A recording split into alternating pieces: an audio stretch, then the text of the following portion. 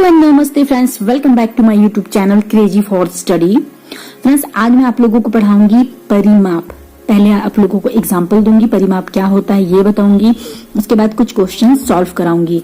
पिछले जो वीडियो मैंने दी थी उस पे मैंने सेंटीमीटर, मीटर इसके बारे में कुछ इन्फॉर्मेशन दे दिया था, कैसे सॉल्व करना है। बेसिक जानना बहुत जरूरी है।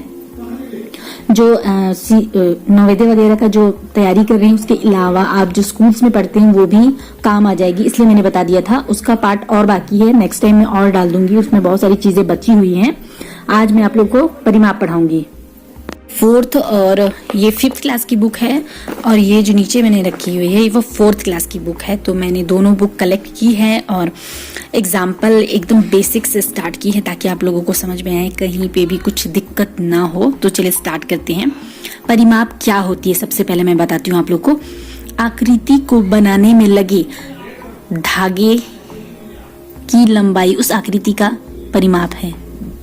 फिर से बुक से देख के आपको बताती हूँ कि किसी आकृति को बनाने में लगे धागे की लंबाई उस आकृति का परिमाप है।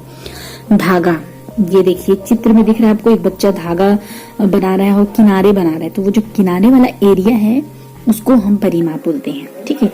इसके बाद मैं आप लोगों को क्षेत्रफल भी पढ़ा दूंगी, तो दोनों आप लोगों को क्लियर हो जाएगा। अब आगे मैं बताती हूँ। हम केवल बंद आकृति का ही परिमाप मालूम कर सकते हैं। इस प्रकार किसी बंद आकृति के चारों ओर की कुल लंबाई उसका परिमाप कहलाती है। परिमाप में किनारे को मापते हैं। जैसे मैंने पिछले जो डायग्राम थे उसमें बताया ना कि किनारे को मापा जाता है, उसको परिमाप कहते हैं। सबसे पहले हमको ये जानना होगा कि परिमाप कहते किसे हैं, परिमाप में निकालना क्या होता है। अगर आपको यही नहीं पता होगा तो फॉर्मूला याद करके भी आप नहीं समझोगे कि क्वेश्चन पूछ क्या रहा है। तो सबसे इम्पोर्टेंट है आपको जानना कि परिमाप होता क्या है। अब यहाँ पे क्वेश्चन आता है बंद आकृति और खुली आकृति। तो मुझे लगता है आप लोगों को पता होगा कि बंद आकृति क्या होता है और खुली आकृति क्या होती है। फिर भी मैं एक बार बता देती हूँ। आकृति में एक बिंदु से चलकर उसी बिंदु पर वापस चलते हैं उसे बंद आकृति कहते हैं। दूसरा, जिस आकृति में एक बिंदु से चलकर उसी बिंदु पर वापस नहीं पहुंचते हैं उसे खुली आकृति कहते हैं। आपकी बुक में डायग्राम दी होगी, आप इसे खुद समझ लेना। अगर नहीं समझ में आया तो नेक्स्ट टाइम जब मैं परिमाप का क्वेश्चन सॉल्व कराऊंगी तो डिटेल से समझा दूंगी। इसको समझना बहुत जरूरी है, बिल्कुल बेसिक है, अदरवाइज आपका परिमाप नहीं निकल पाएगा। माप का अर्थ है किसी आकृति के सभी किनारे या भुजाओं की लंबाई के मापों का योगफल। योगफल का मतलब होता है जोड़ना या प्लस बोल सकते हैं आप। परिमाप अब हम पढ़ेंगे त्रिभुज की परिमाप। मतलब परिमाप तो मैंने आप लोगों को समझा दिया, अब त्रिभुज में परिमाप कैसे होता है इसका फॉर्मूला क्या है, ठीक है। त्रिभुज के तीनों भुजाओं की लंबाई का योगफल त्रिभुज का परिमाप कहलाता है। इसका फॉर्मूला क्या हो सकता है। त्रिभुज का परिमाप पहली भुजा की लंबाई प्लस दूसरी भुजा की लंबाई प्लस तीसरी भुजा की लंबाई। ये जो डायग्राम मैंने बनाया है ये त्रिभुज है, छोटा सा ऐसी बना दिया है समझने के लिए। तो ये बोल रहा है ना कि पहली भुजा की लंबाई, दूसरी भुजा की लंबाई प्लस तीसरी भुजा की लंबाई। तो आप ये भुजा मान लो, ये 1 2 3, ये 3 3 करके रखा है मैंने, ये त्रिभुज है।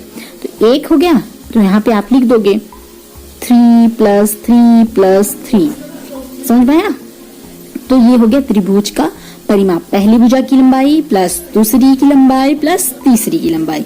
योगफल का मतलब यही होता है प्लस। अब आगे देखते हैं। हम लोग देखेंगे आयत का परिमाप। मैंने परिमाप में क्या क्या समझा दिया आप लोगों को कि परिमाप की परिभाषा क्या होती है, क्षेत्रभुज की परिमाप क्या होती है, उसके बाद आयत का परिमाप। तो आयत की परिमाप का सूत्र होता है 2 × लंबाई प्लस 2 × चौड़ाई। अब आयत होता कैसा है, आयत ये मैंने डायग्राम बनाया है, ये देखिए ये है आयत। थोड़ा इधर उधर हो गया है डायग्राम, आप लोग अपने बुक्स में देख लेना। मैं थोड़ी देर के बाद जो है बुक से दिखा दूंगी आयत, त्रिभुज और वर्ग, ठीक है। आगे मैं आप लोगों को पढ़ाती हूँ वर्ग का परिमाप। तो वर्ग का परिमाप क्या होता है, जैसे कि हम सबको पता है कि वर्ग की चारों भुजाएं एक समान होती हैं, उसकी जो लंबाई होती है वो एक समान होती है। तो वर्ग का परिमाप उसका फॉर्मूला हो जाएगा भुजा इंटू भुजा इंटू भुजा इंटू भुजा। वर्ग का परिमाप ये नॉर्मल सूत्र आप देख सकते हैं, मैंने 4 लिखा है इंटू भुजा करके लिखा है, और यहाँ पे मैंने डायग्राम बना दिया है, ये वर्ग है और चारों तरफ मैंने 4 4 4 लिख दिया है, तो ये वर्ग हो गया। ठीक है, मैं आप लोगों को डायग्राम एक बार दिखा देती हूँ हर चीजों का। ये वर्ग हो गया, ये आपका त्रिभुज हो गया, और क्या बच गया हमारा आयत, ये आयत हो गया। तो तीनों मैंने दिखा दिया कि कैसे कैसे क्या होता है। अब हम लोग क्या करेंगे, क्वेश्चन सॉल्व करेंगे। ये मैंने क्वेश्चन लिख दिए हैं यहाँ पे, मैं आपको सॉल्व करके दिखाती हूँ। पहला हम निकालेंगे आयत का परिमाप। तो आयत के परिमाप का फॉर्मूला मैंने क्या बताया है आप लोगों को, लंबाई। क्वेश्चन सॉल्व करेंगे, ये है आयत का परिमाप। तो सबसे पहले हमको फॉर्मूला पता होना चाहिए। आयत क्या होता है मैंने बता दिया, परिमाप क्या होता है मैंने बता दिया, फॉर्मूला मैंने फॉर्मूला लिखा है। आयत का परिमाप सूत्र है 2 इंटू लंबाई प्लस 2 इंटू चौड़ाई। ये रहा पहला क्वेश्चन। लंबाई हमको 25 मीटर दी गई है और चौड़ाई हमको 20 मीटर दी गई है। तो अब इसको हमको सूत्र पे पुट करनी है और सॉल्व करिए। तो चलो सॉल्व करते हैं। तो अब क्वेश्चन सॉल्व करते हैं हम लोग। जैसा कि आप लोग देख सकते हो, मैंने लिख दिया है 2 इंटू 25 प्लस 2 इंटू 20। क्यों लिखा है, क्योंकि फॉर्मूला है 2, तो 2 लिख लिया अपन। लंबाई कितनी है, 25 मीटर है, तो ये मैंने 25 लिख दिया, प्लस 2 कहाँ से लिया, फॉर्मूला से लिया, फॉर्मूला में है इंटू 20 मीटर हमारे क्वेश्चन में। अब 25 को 2 से या 2 को 25 से इंटू करोगे तो 50 आएगा। 20 को 2 से या 2 को 20 से करोगे तो 40 आएगा। इंटू करने पे, गुणा करने पे आ गया। अब यहाँ पे प्लस आ जाएगा। प्लस क्यों आएगा, इसका काम हो चुका है, इसका काम हो चुका है, तो बीच में हमारा प्लस बचा हुआ है। तो अब हम उसको जोड़ेंगे तो आंसर कितना आएगा, 40 और 50, या 50 और 40 को आप जोड़ोगे तो कितना आंसर आएगा, 90 आएगा। तो 90 ये हमारा आंसर हो जाएगा आयत का परिमाप। ठीक है, ये जो दूसरा क्वेश्चन मैंने दिया है, लंबाई 32 मीटर, चौड़ाई 18 मीटर, फॉर्मूला है आपका 2 इंटू लंबाई प्लस 2 इंटू चौड़ाई। ये आप लोगों को सॉल्व करनी है, ये आपका होमवर्क है। मुझे कमेंट पे बताइएगा कि इसका आंसर कितना आया। ठीक है, और नेक्स्ट देखेंगे। मैं नेक्स्ट बताती हूँ। हम पढ़ेंगे अब त्रिभुज का परिमाप बताओ जिसकी भुजाओं की लंबाई दी गई है।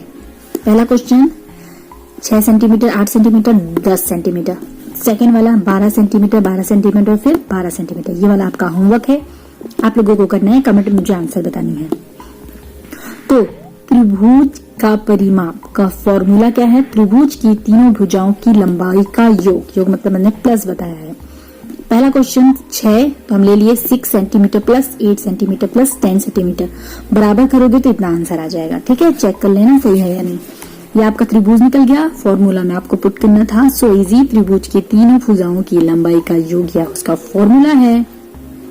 और तीनों भुजाएं क्या है हमारे क्वेश्चन में दी हुई है, 6 सेंटीमीटर, 1 सेंटीमीटर और 10 सेंटीमीटर। तो उसको हम लोगों ने, तो अब हम लोग देखेंगे वर्ग का परिमाप बताओ। ये क्वेश्चन है, पहला क्वेश्चन है प्रत्येक भुजा 8 मीटर, प्रत्येक भुजा 11 मीटर। ये दूसरा, ये आपका होमवर्क है, मुझे कमेंट करके बताना कि कितने आंसर है। फॉर्मूला है भुजा का 4 बार जोड़, भुजा इंटू भुजा, अगर करेंगे तो भी आंसर आएगा, और भुजा का 4 बार जोड़ करेंगे तो भी आंसर आ जाएगा। ये भी फॉर्मूला है। वर्ग का परिमाप बराबर भुजा प्लस भुजा प्लस भुजा प्लस भुजा करेंगे तो भी आंसर आ जाएगा। ठीक है, तो हमको पता है कि भुजा का 4 बार जोड़, हमारे क्वेश्चन में दिया हुआ है प्रत्येक भुजा 8 मीटर। इसका मतलब हम लेंगे 8 मीटर को 8 प्लस 8, 8 प्लस 8, ये 4 बार करेंगे, फिर ये आंसर जो आएगा वो आपका आंसर होगा। तो मुझे उम्मीद है आप लोगों को परिमाप समझ में आ गई होगी, परिमाप कैसे निकालना है आप ये भी समझ गए होंगे। और एक चीज और मैं बता दूं, कुछ क्वेश्चंस है जो मैं बाद में सॉल्व कराऊंगी। ये 5th क्लास की बुक है, उसमें से है एक आयताकार मैदान की लंबाई 200 मीटर है, चौड़ाई 150 मीटर है। तो बताइए मैदान का एक पूरा चक्कर लगाने में राजू को कितने मीटर लगेंगे। 1, 2, 3 तीनों क्वेश्चंस हैं, ये बाद में हम लोग करेंगे।